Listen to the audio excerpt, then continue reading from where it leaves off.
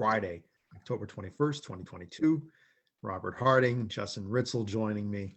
We're going to do some NFL picks and talk a little, I wouldn't say breaking NFL news, but, NFL news nonetheless. So let's get right to it. Our picks. We'll recap last week real quickly. Robert, 3-1, great record. And myself, 2-2, and Justin 1-3. For the season, Robert is ahead. He's the leader, 12-11. I am 11-12, and Justin is 9-14. So let's get right to it. Our first game, the Indianapolis Colts at the Tennessee Titans. Titans are 2.5-point favorites.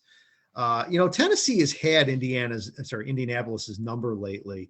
I was looking at the recent series between these two teams, and I think Tennessee has won 5 out of the last 6 or 4 out of the last 5. Indy is starting to show signs of life, but this is a divisional game. Teams are familiar with each other. I love saying that stuff because I know I'm going to get a reaction out of Robert. I'm going with the Titans to cover the 2.5. I mean, Derrick Henry, where's this guy been? I mean, is he healthy? Is he old? Is he slow? What's going on with this guy? But I think that Tennessee's defense is going to make enough plays against the ancient Matt Ryan. And I like Tennessee to cover the 2.5 and win by the field goal, obviously. Robert, who do you like? I'm going with the Titans here at home. These two teams just played a few weeks ago, and the Titans won that game in Indianapolis. And, I think when you look at these two teams, the Titans, I don't think they have a team really built to make a deep run in the playoffs, but at least in that AFC South, after they got off to an 0-2 start, they seem to have been, putting things together now. They won that game against the Colts. They've won 3 in a row now. So, I like them. The Colts are just, kind of an enigma. They beat the Chiefs. Granted, that was a home game and it was a bit of a weird game. But then, they tie the Texans. They get blanked by the Jaguars. Just a weird team this year. I think they are starting to put something together there. Again, is it good enough to compete in the AFC with all those great teams? Probably not, but, maybe they can make the AFC South interesting. But, I think the Titans just have a better team. Seems like Derrick Henry's starting to get going. Your boy Tannehill is somewhat competent under center. I think they can do enough to win this one by 3. Justin, who do you like? Well, we all know Chris desperately wanted to talk about this matchup a few weeks ago, and we made fun of him and basically pressured him into changing it. He would not be denied twice. Chris, the AFC South fanatic, maybe it's because he knows his Dolphins should really be in the AFC South. That's why he likes the division so much. I don't know. But, I mean, it was funny looking at the standings and seeing that, the Titans were kind of dead and buried after the first 2 weeks, especially after they got shellacked by the Bills week 2. Just weird to look at the standings and see them atop this division because they're just such an unimpressive team. I mean, they've won 3 in a row.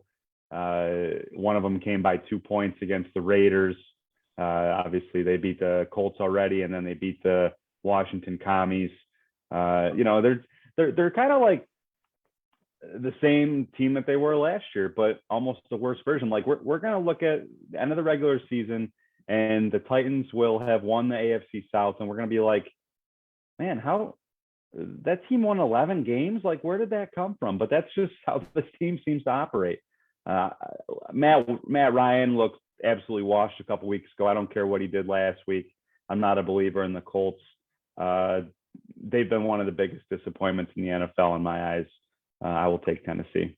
All righty. Our next game, I'm going to go we're a little out of order here in the timings, but the next game is one of the late Sunday afternoon games. Kansas City at San Francisco. The Chiefs are 2.5-point favorites in this game. Originally I was thinking about taking San Francisco. And then I started thinking, and then I did a little reading, and then I realized, the Chiefs are the Niners are a little banged up on defense. And I know the Chiefs, they lost last week to the Bills. And I think the Chiefs, they're not the kind of team that's going to lose 2 weeks in a row. And I like them to get get back on track here, and I think they can cover it. Now, especially because it's a 2.5-point spread. All I got to do is win by a field goal. I like Kansas City to go on the road, and I like to cover the 2.5. So I'm going with the Chiefs. Go ahead, Justin. Well, the way that people talk about the 49ers, at least people that I follow, you think that, I think talent-wise, they have one of the best rosters in the league, and it's just a little surprising to look up and see them only 3-3. And yes, they are banged up, but just kind of a weird team. I think they're going to figure it out and ultimately end up winning the NFC West. They're certainly a team that I do not enjoy seeing advance in January. Doesn't tend to bode well for me. But I think, like Chris said, it's hard to envision the Chiefs losing 2 in a row here. They're 4-2. Their 2 losses have been one by 3 points to the Colts in what was a fluky game, and then last week against the Bills, which required some Josh Allen heroics at the end of that game. Obviously, that was a game that the Chiefs easily could have won. So I still think they're really good. This is a Super Bowl rematch from 2 years ago, which is, adds a little bit of intrigue. I like Kansas City. I think the Chiefs will put up a good enough amount of points against this Niners defense that's really good, but like Chris said, banged up. Give me Kansas City. Robert. Yeah, I like the Chiefs here too. I'm just not buying. We'll get into this later with the McCaffrey trade, but there's a lot of people anointing the 49ers now. They acquire a running back. Running back isn't their worst position. Certainly, McCaffrey gives them an upgrade there, no question about it. But the issue here has been the quarterback play. I mean, this is a team that it's easy to look at this McCaffrey trade and say like, oh, this team looks great now. Well, this team just lost to the Falcons by 2 touchdowns last week. And, how can we go from there to saying that this one player is going to catapult them, into the top of the NFC? I think they've got a long way to go there. And it all falls to the quarterback. Garoppolo has to play well in order for this team to live up to that billing that this team is a true contender.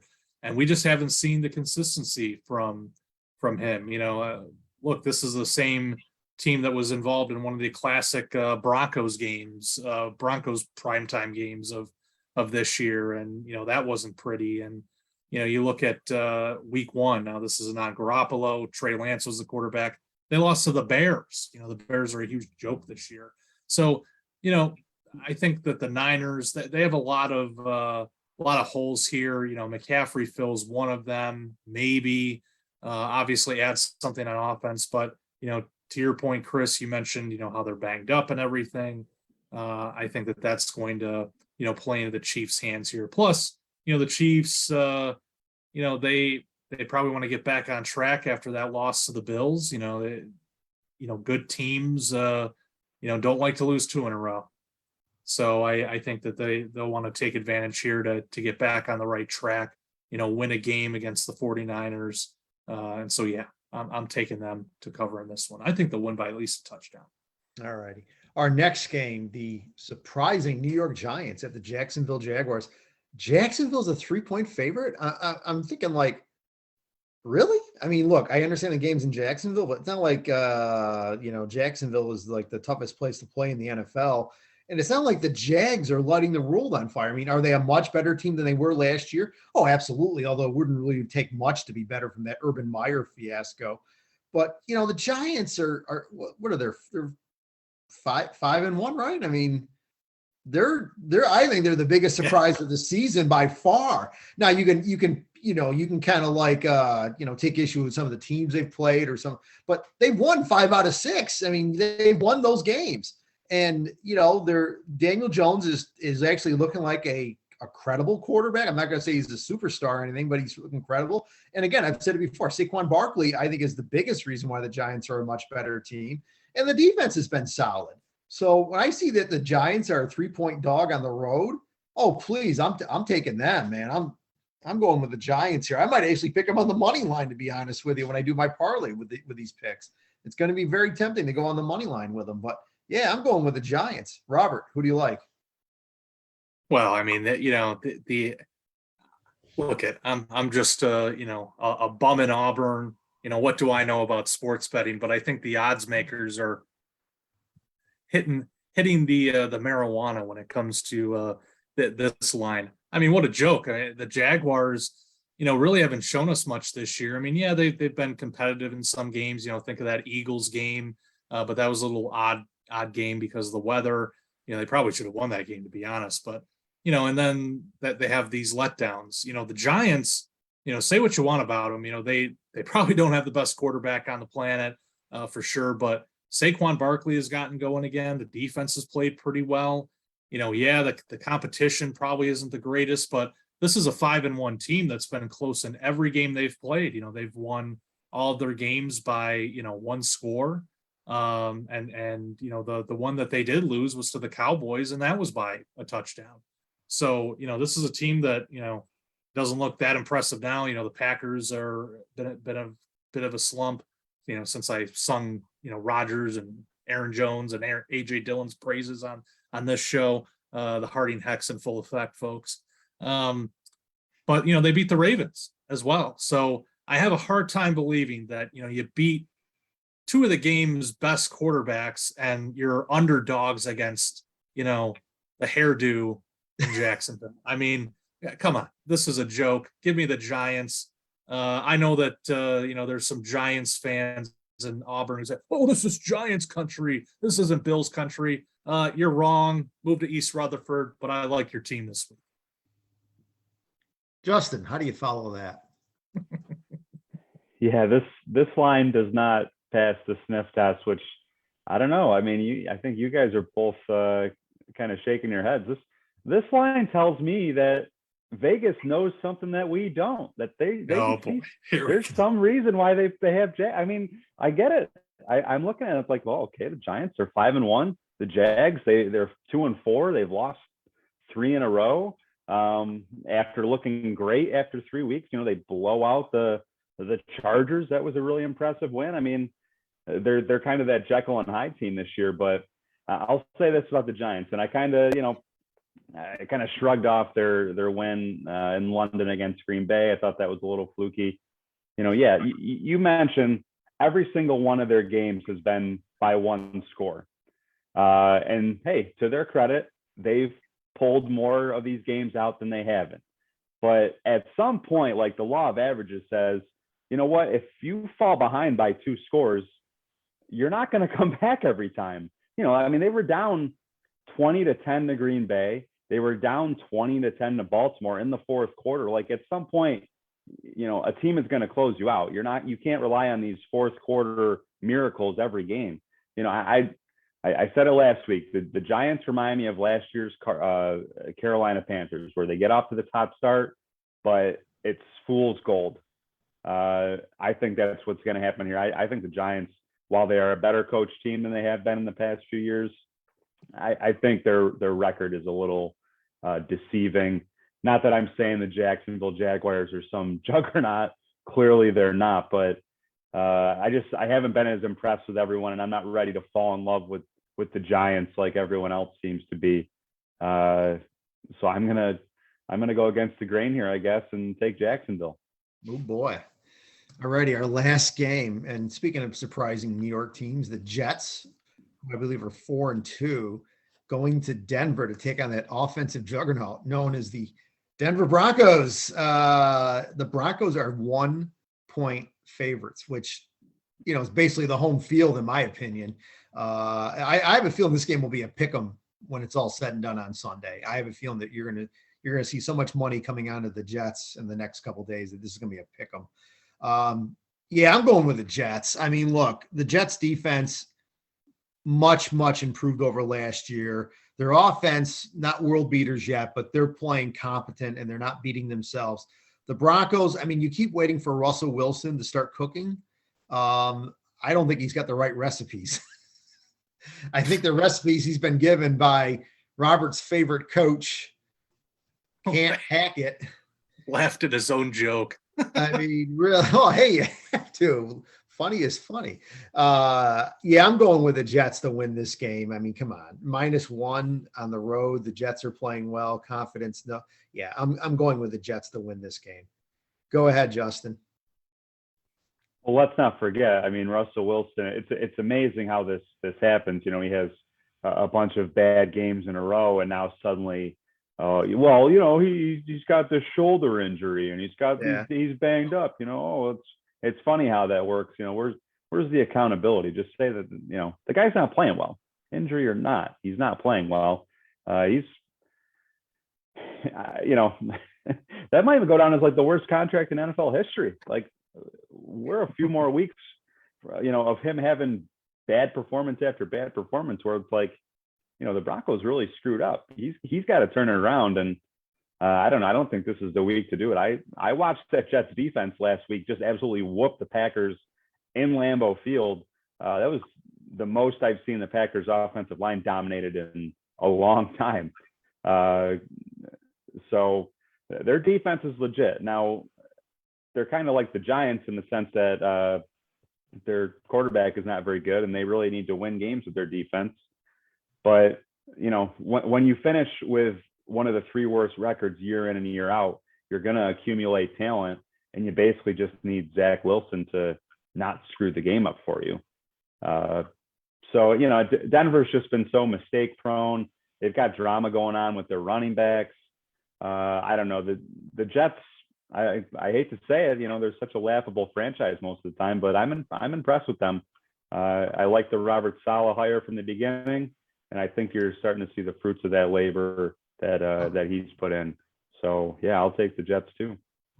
Robert. There's so much to unpack here with this game. You know, Robert Saleh has proven that you know, he was the right man for the job with the Jets. You know, it's really paid off for that franchise. When you make a good decision like that, it usually pays off, and it certainly worked out for both sides there. You know, the Jets look like a good team, not a great one, a good one. You know, once Zach Wilson focuses on football more than Cougars, and I'm not talking about BYU, I think that he might be a better quarterback. But you know, the defense is legit, as you know, to Justin's point. You know, I think they make enough plays on offense that, you know, they certainly have kept themselves in games. Look, that game against the Browns, I talked about this before on the video, that, you know, they were let back into that one, and they took full advantage and pulled that out. And so that this team, it was almost like a spark for them, you know, and then they've gone on this roll. So, you know, I like them in Denver. You know, Denver, you know, look, I know that my pal Ritz here, my fellow award winner, you know, likes to talk about all the stuff that Nate Hackett did in Green Bay. You know, look, every time I saw that guy, the only thing he was doing was holding Aaron Rodgers' tablet. Okay. That guy, you know, doesn't deserve the credit he gets. And then, of course, he can't hack it. Laugh at my own jokes on this video. He can't hack it in this head coaching job. But, you know, his performance is outweighed by that of Russell Wilson, who, you know, we've had the good fortune of being subjected to this crap that the Broncos have been serving up on primetime in the first 6 weeks or so of the season here. And I've seen all these games, and he has not looked good. I mean, you know, usually, you know, Russell Wilson, you know, yes, he has these moments throughout the season where he might be slumping or whatever, but this guy, you know, used to be like Mr. September, Mr. October. You know, he could light it up early in this season. And it's hard to fathom because, you know, you've got Cortland Sutton, Jerry Jeudy. I mean, these aren't, you know, bums at wide receiver. You know, that's some good talent at receiver. You know, they've got some decent tight ends there as well. You know, I know Javonte Williams went down at running back, so that hurts a little bit, but you know, they've got the weapons there. And for some reason, you know, Russ can't get it figured out. And, you know, now he's hurt. So he might not even play in this game. I've got to go with the Jets. They're the safe play here. You know, who knows what you're going to get with the Broncos? Who knows if the Broncos will score double digits even? So I'm rolling with the Jets. All righty.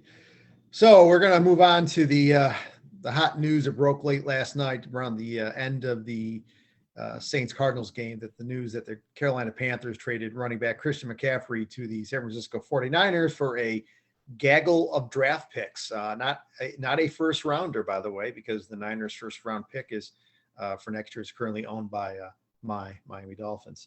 So look, when I think about Christian McCaffrey, I just think that this guy gets hurt quite a bit, that he can't stay healthy, that he's an effective, efficient running back when he's healthy, but that's few and far between. Now, I'm sure I'm probably wrong about some of these things because I don't really follow the Panthers that closely, or McCaffrey, whatever. But, the Niners, look, I think the Niners could use another offensive weapon, no doubt about it. And, like we talked about earlier when we did the picks, that they're banged up on defense. But the Niners, I think, seem to feel that they're close to making a Super Bowl run, and getting McCaffrey is the type of move that they push their chips to the table and say, yep, we're all in. So we'll see how it goes. But, McCaffrey's got to stay healthy, first of all, and we'll see what happens there. So, Robert, your thoughts about the McCaffrey trade?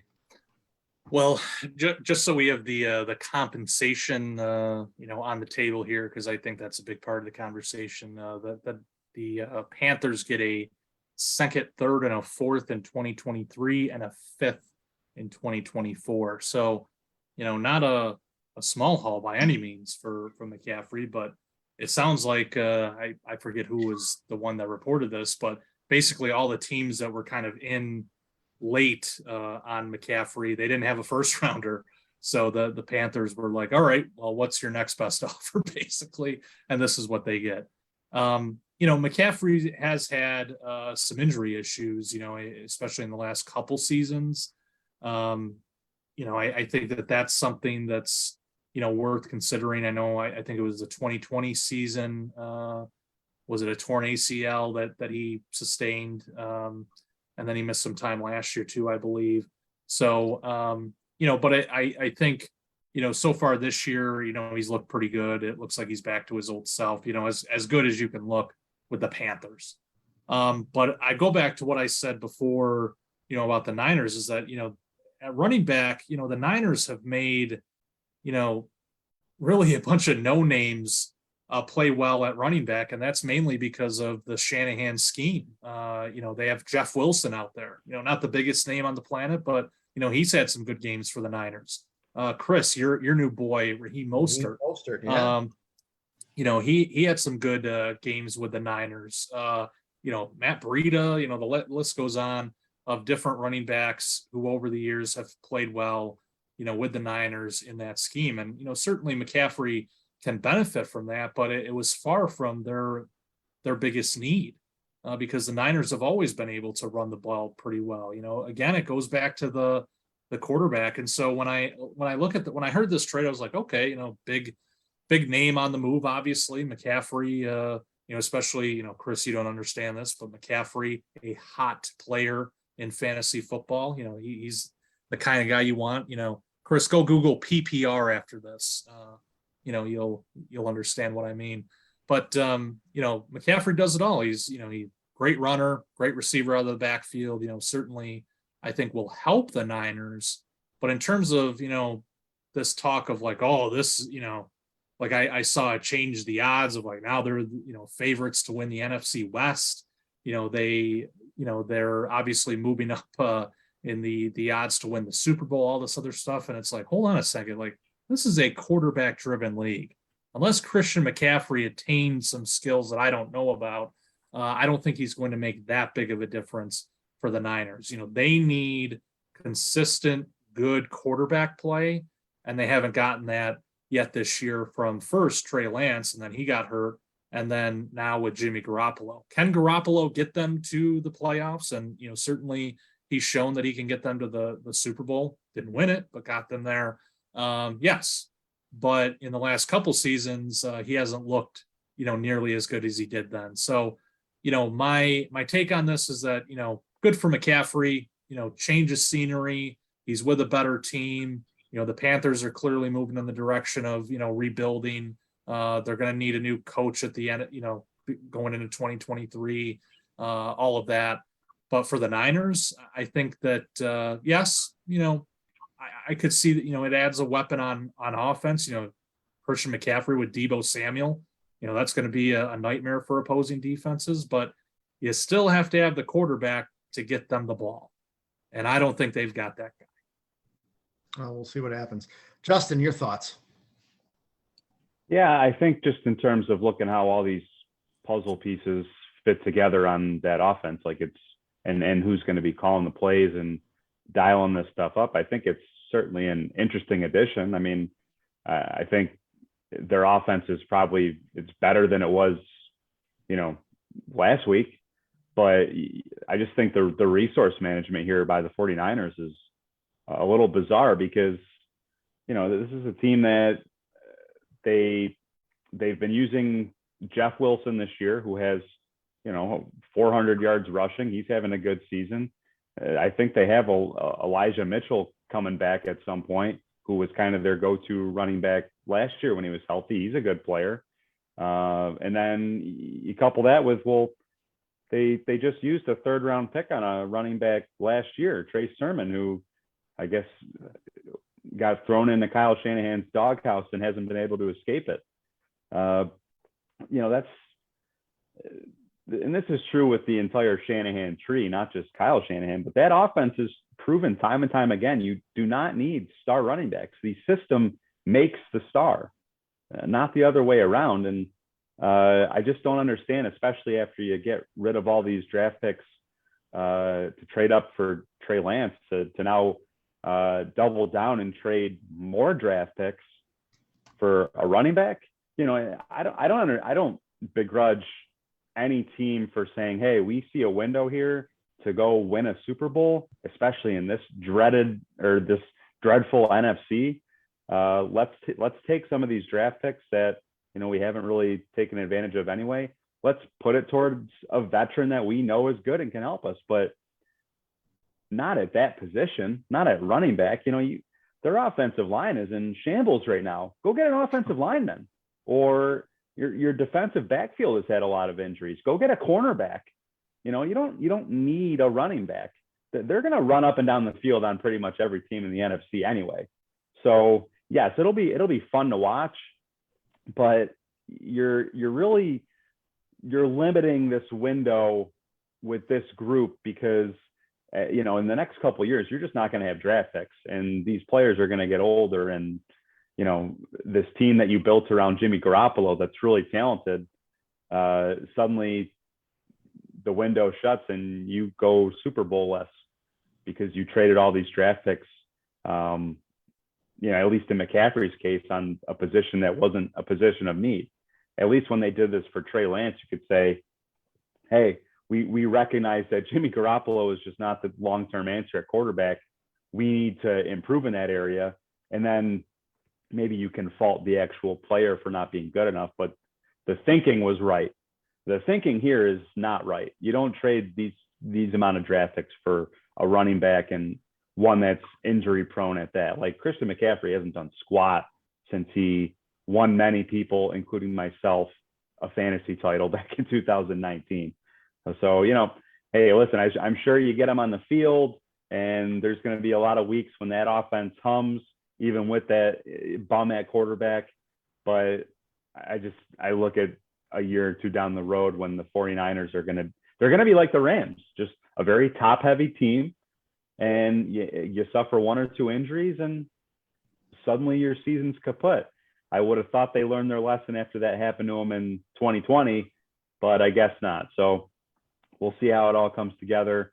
But in the short term, this might work out, but let's not forget, he's got quite a bit of money left on his contract too, to couple with all those draft picks you just lost. So we'll see how it works out. All right, gentlemen, anything else we want to discuss? Or are we all set? I'm good. We're good. All right, guys, thanks for joining us. Folks, thank you for joining us. Have a great weekend. Stay safe, and we'll see you next week.